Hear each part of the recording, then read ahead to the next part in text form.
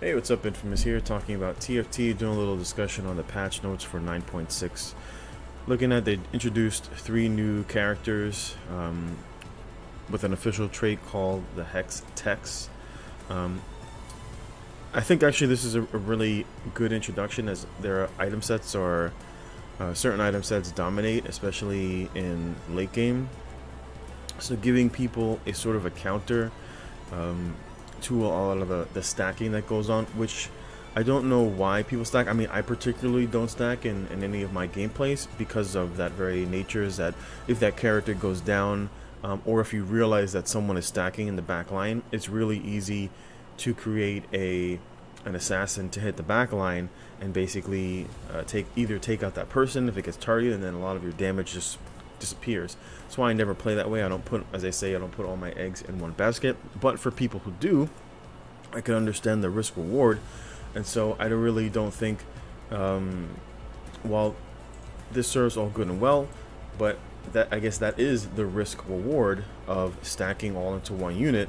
Maybe they can make it easier to target that unit, but if you just utilize assassins either into your build, like 1 or 2 assassins, pay attention to where people are placing their units, position your assassins so that they'll make it into the backline, and then just make them tanky enough to be able to either take them out or put the 25% debuff on their entire back line, and that pretty much will nullify a lot of that whole gameplay, that stacking into one character carry gameplay.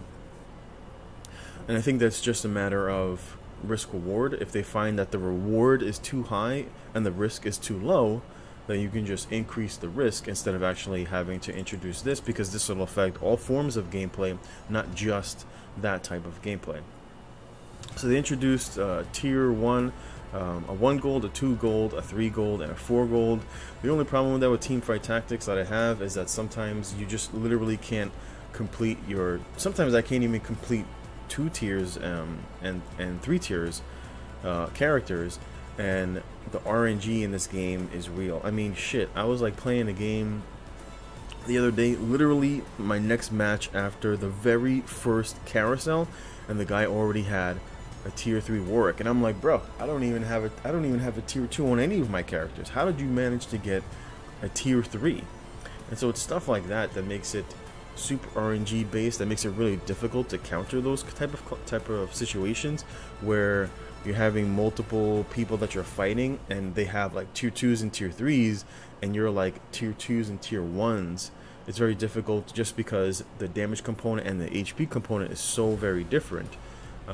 So when you're actually adding more characters to the pool that you're drawing from, because on each level you'll get X amount of chance to draw a tier 1 or level 1, or 1 gold or 2 gold or 3 gold or 4 gold.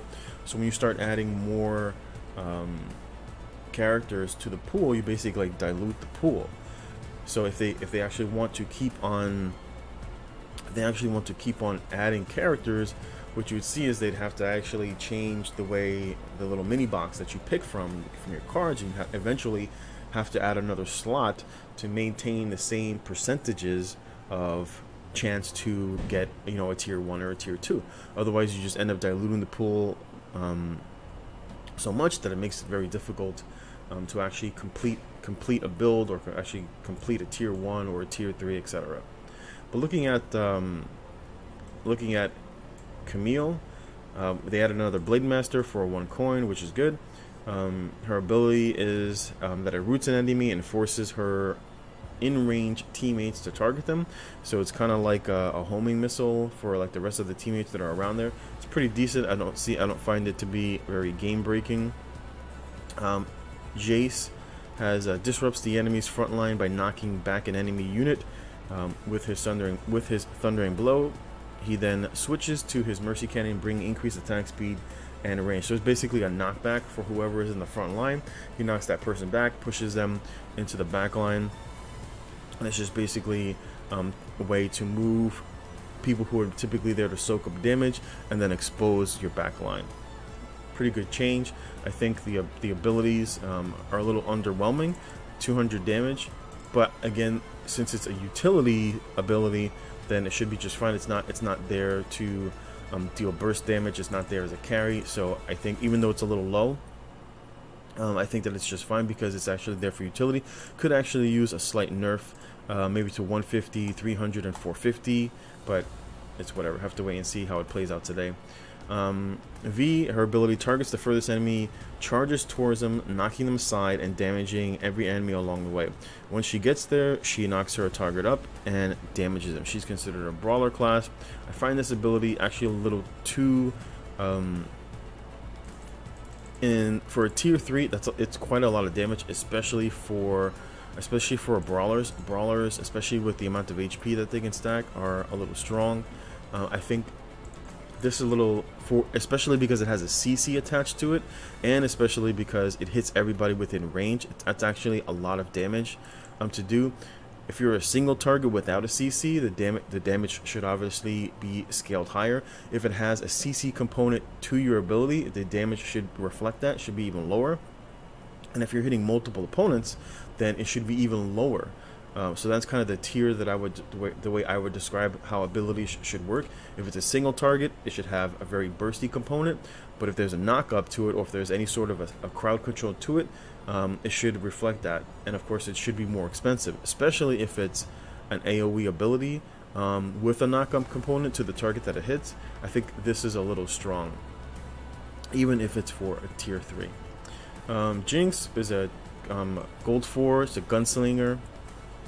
It says excited after her first takedown. It says gaining attack speed. If she scores a second takedown, she pulls out Fishbones, her rocket launcher, causing her attacks to deal AoE damage. And this is pretty reflective of what I talked about, that if abilities do AoE damage, deals magic damage, an explosion that covers 3 hexes. And so I find this kind of balanced. I probably would think maybe 300 would be a little bit more balanced, or go 100, 200, 300, because it's hitting a 3 hex, covering 3 hexes total, dealing AoE damage. Also because it's a multi-damage component that also gives attack speed. So I think it's a little too strong. This I find I really don't see that matches do go that long. I said, but in anything over 30 seconds, it says, so now 30 seconds into every battle, there'll be like an overdrive mechanic where basically everything gets sped up. The one thing I did want to discuss was about the amount of CCs in the game. It's really difficult dealing where people are playing like glacial builds, and literally their light attacks can CC you, and then of course if they're stacking glacial build, or if, for example, like I forget, oh my god, I'm like drawing a blank for that dude, where he has like this huge AoE, it just basically knocks everybody up. There should be some sort of a cooldown on CCs, right? Especially on crowd controls, at the very least on AoE crowd controls, so that you can't be AoE CC'd non-stop. And this happens very often, especially in late game. It's literally who CCs who first kind of wins mentality, and I don't like the idea of losing control of your characters, or losing control of the characters on the board, so that you're basically doing nothing while you're just literally watching your opponents die, watching your characters die, and there's nothing you can do about it because they're just getting chain CC'd non-stop. The change to silence I thought was a good change. And Brawler, for some reason, Brawler did get a nerf, which is good, but the nerf comes here too mid to early. Demon got a change, which I don't think will really affect the amount of damage that they do. Ninja surprisingly got a buff. I already thought one Ninja was already strong. In terms of the Noble, I thought Noble buff was pretty strong, but it got a little bit of a buff. Sorcerers rightly got a nerf, but only for having 3 sorcerers. 100% extra spell damage is a lot. I thought they would have nerfed it. It's probably something like 35 and 70 would have been a little bit more balanced. Wild attack speed got a buff. I actually thought the wild attack speed was pretty strong. I utilize it very often, but hey, if they decide to buff it, I'm all for it, because I use it often. Talking about some of the these were some pretty good changes, so that if there's no one, or if the person dies and there's no enemy there, then they won't waste their ability, which is a great change. Two characters like Mordekaiser or Atarax. Vayne got an attack speed nerf. Okay, I disagree with this. Although since she doesn't have an ability, but every third attack dealing 16% damage is fairly strong, especially when you can stack attack speed on her. But I guess this hinders people, for example, who want to go what's it called, like shapeshifters. So I guess for people who want to stack shapeshifters who gain like ridiculous amounts of HP, this is kind of a counter to that, so I can understand that, but I think it's a little too high. 16% every third attack. It's basically about a 4%. It's basically about a 4% HP on average every attack. Braun, I guess, rightly got a nerf, but I don't particularly utilize Braun because of his large HP pool. It's mostly because of the shield. You want to be able to mitigate as much damage as you can with either Braun or a Shen. So I don't think the 100% HP nerf will be that big of a big of a change. If they really wanted to balance Braun to make him not as a, basically, I typically go Braun most of the time, and I try to utilize his shield as much as possible. That's really where his ability to tank comes from, not really from his HP pool, but for his ability to keep that shield up as often as possible. And that's basically what I try to do. I try to maximize his uptime on that shield to mitigate as much damage as I can. Some of the other changes here. One thing that I did want to see changed was, I guess, the catch-up mechanic that they have right now is that if you're on a win streak, you're going to gain X amount of coin, when you're on a win streak, but then you subsequently gain the opposite. Like if you're on a losing streak, you'll also subsequently gain more coins, so that you can have the opportunity to gain more chances to get the cards that you want. What I would like to see is, because I know they made a change where the people who are at the top don't face the people who are often at the bottom, to kind of like make it so that you're fighting people who are closer to you. I don't really think that's a great change. I think they should have left that in there, and basically what they should have done was, for example, if you're fighting the guy who's number 1 and you're literally at the bottom, but maybe you've had a streak of bad luck where you haven't had the rotations that you wanted, and you're still not where you're at, but maybe later on, mid to late game, you start to pick up and you get the right sets of characters that you're looking for, then there should be a catch-up mechanic where if you actually beat someone who's like within the top 3, that you actually gain a bigger bonus to the wins. I think that would have been a decent catch-up mechanic, because it's too RNG based in terms of how you can catch up, especially when you've had a series of losses, because just gaining X amount of coin per loss or per win, it doesn't mean that you're actually going to get the characters that you want. Because I don't know how many times where I recycle to swap out to a new loadout and I get absolutely nothing, and that happens multiple times, where you can literally waste 10 or more coin and not get any characters. So on the flip side, if you're losing and you actually experience that, then in essence that catch-up mechanic does absolutely nothing for you. And so I think that would be a good catch-up mechanic, where if you do get a win against someone who's at the top, then you should score more points for that, and the person obviously who loses should lose more. And see, this was actually a good change to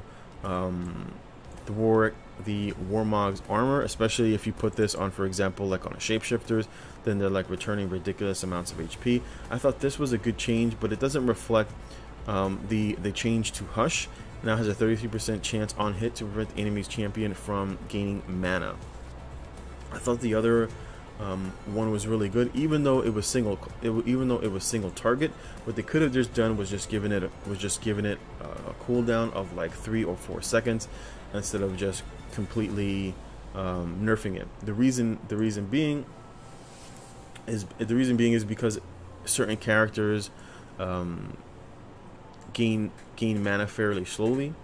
I really don't like the whole mana burn items. There's already a character that does mana burn. I really don't think that this was a perfect change.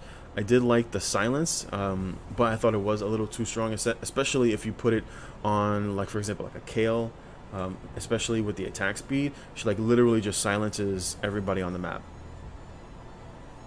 Critical strike increase, really good for, of course, assassins. I thought this was a really good change to the shield change for Locket, because especially early game, depending upon where you want to put it, because I typically put either my Brawn or like a tier 3 Garen in the front. I really don't care if he dies, or a tier 3 or tier 2 Volley Bear. I really don't care if he dies all that much, but my mid and back line I obviously care about. And so I typically would utilize shield on my mid or back line. For example, if the opponent had assassins, or if they had anybody that would target my back line, I typically would put the Locket onto mid to back line to give them a little bit of a cushion in case they got gap closed by a group of assassins. So I thought this was a really good change. The mana burn, of course, that's a nerf from 20% of a max health over 5 seconds to 10 seconds. That's a nerf. Red buff got a nerf. Redemption got a buff, surprisingly. This rightly needed a buff. I think it actually should have been 3 for 75, because this does entirely too much damage. The static shift does entirely too much damage. Guardian Angel unfortunately got a nerf. I disagree with this, because your character just stands there, doesn't do anything during the resurrection time, and actually there's like a brief window where your character doesn't even move even after he's like semi-resurrected, and basically phasing back in, and then you can just basically get burned down. So if anything, I thought it would have needed a buff, because it really depends in the situation where it's like someone who's on the front line. It doesn't necessarily matter, that person will get burned down. So I thought it was fine the way it was, or could have been tweaked slightly so that your character either phases in a little more quickly, or instead of 800 to 1000, so that your character actually has a chance to catch up. Typically in 1vx situations, it didn't really matter. You were typically going to lose anyway. For example, if you had 2 characters and the other person had 1, and then that person came back in, you would more than likely lose anyway, because of the time that it takes for your character to phase back in. And 800 HP, especially mid to 8 game, isn't a lot of HP, depending upon, of course, who you're fighting. I think that's basically it for this load. I'm looking forward to playing. Feel free to like, comment, and subscribe. I look forward to any of your comments, and I'll reply as best as I can. I'll be doing some streaming later on. Feel free to check me out on Twitch at Infamous2S's, and I'll be check out the end of the video, and you'll see there's some gameplay from my previous video. Thanks for watching. Take care. Have a great day.